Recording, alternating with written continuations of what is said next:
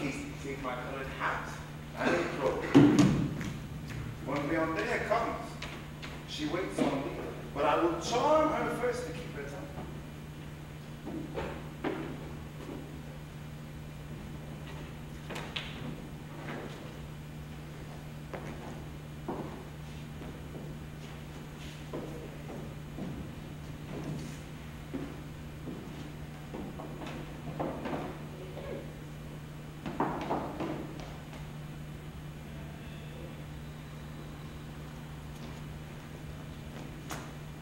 There she is. Where have you been?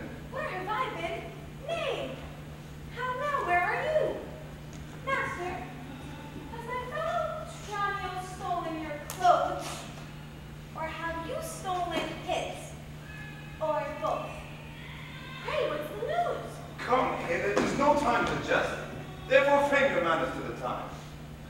Your fellow Tranio here, to save my life, puts my apparel and my countenance on, and I, for my escape, have put on his.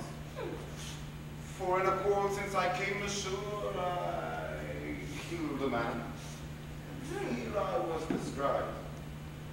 Wait your name, I judge you as becomes, while I make way from hands to save my life. You understand me? I, sir? Never wit. And not a jot of Tranio in your mouth. Tranio was changed into a censure. The better for him. Would it were so too? So would I, faith. To have the next wish after that, Lucentio indeed must have Batista's younger daughter. Line, Not for my sake. but not for my sake, but for my master's. Line, I advise you use your manner discreetly in all kinds of companies. When I am alone, why then I am Tranio. Why then I am Tranio. In all places else, your master sent you. Ha! Tranio, let's go. One more thing rests at thyself, to make one amongst these fools. Ha!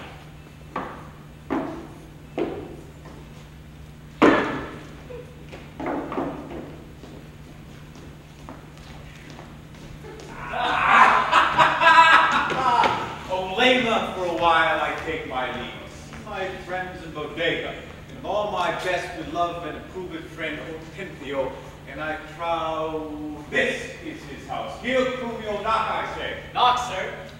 Whom should I knock? Is there a man as reviews your worship? Villain, I say knock with your sound. Knock you here, sir.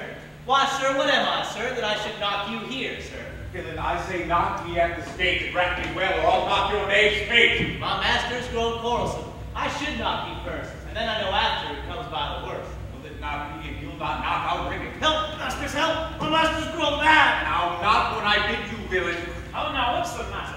My old friend Bruno, and my good friend Petruccio. Signor Tentio, come you to part the fray.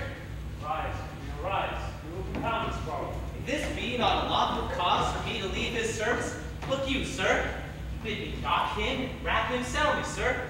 But was it fit for a servant to use his master so? A senseless villain, good Hortensio. I bade the rascal knock upon your gate and could not get him from my heart to do it. Knock at the gate. Oh heavens! Spake you not these words plain? Knock me here, rap me here, knock me well, and knock me soundly. And come you now with knocking at the gate? Be gone or talk not, I advise you. With your patience, I am Brumio's pledge. By this a heavy chance twixt him and you, your trusty, pleasant servant Brumio. And now tell me, sweet friend, what brings you here from old Olema? Ah, Signor Hortensio, thus it stands with me. Antonio, my father, is deceased. And I have thrust myself into this maze happily to wive and drive as best I may. Crowns in my purse I have, and goods at home, and thus am come to abroad to see the world. Petruccio, shall I then come round thee to thee and wish thee to a shrewd, ill-favored wife? Thou hast thanked me but a little for my counsel, and yet I promise thee she shall be rich, and very rich. But thou art too much, my friend, and I'll not wish thee to her. Signor Hortensio, twixt such friends as we, few words suffice. And therefore, if thou knowest one's rich enough to be Petruchio's wife, as wealth is burden of my wooing dance, I come to wive it wealthily. If wealthily, then happily. Nay, look you, sir, he tells you flatly what his mind is. Why, nothing comes of this, so money comes with all. Petruchio, since we have stepped thus far, and I will continue that I broach the jest. I can, Petruchio, help thee to a wife with wealth enough, and young, and beauteous, for love as best becomes a gentleman. Her only fault, and that is fault enough, is that she's intolerable cursed, and shrewd, and froward, so beyond all measure, that were my state far worse than it is, I would not wed her for a mine of gold. Peace, Hortensio, thou knowest not gold's effect. Tell me her name, and 'tis enough, for I will board her, though she chide as loud as thunder when the clouds in our crack. Her father is Baptista Minor, an affable and courteous gentleman. Her name is Caterina Minor, renowned in Bodega for her scolding tongue. I know of her father, though I know not her, and he knew my deceased father well. I will not sleep, Hortensio, until I see her, and therefore let me be thus bold with you to give you over at this first encounter, unless you wish to accompany me thither. I pray you, sir, let him go while the humor lasts.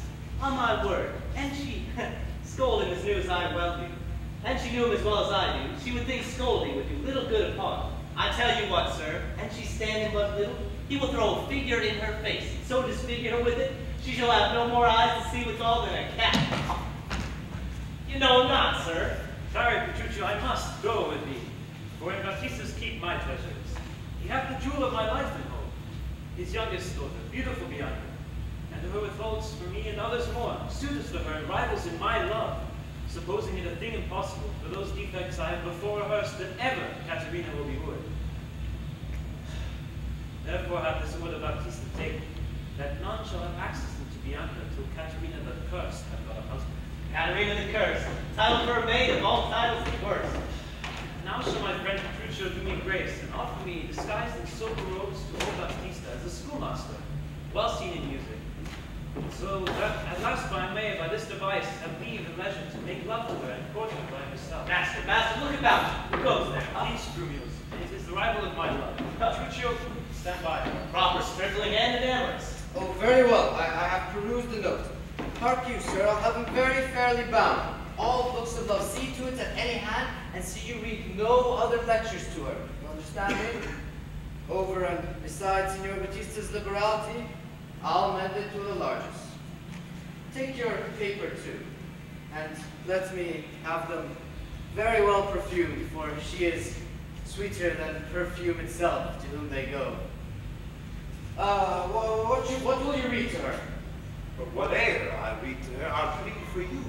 As for my patron, stand you so assured, as firmly as yourself were stood in place. Ye, and perhaps a woman with more successful words than you, unless you were a scholar, sir. Oh, this learning, what a thing it is. Oh, this woodcock, what an ass it is. Peace. God save you, Signor Premier. And you are well met, Signor Tempio. Show you whither I am going, to Batista Minola.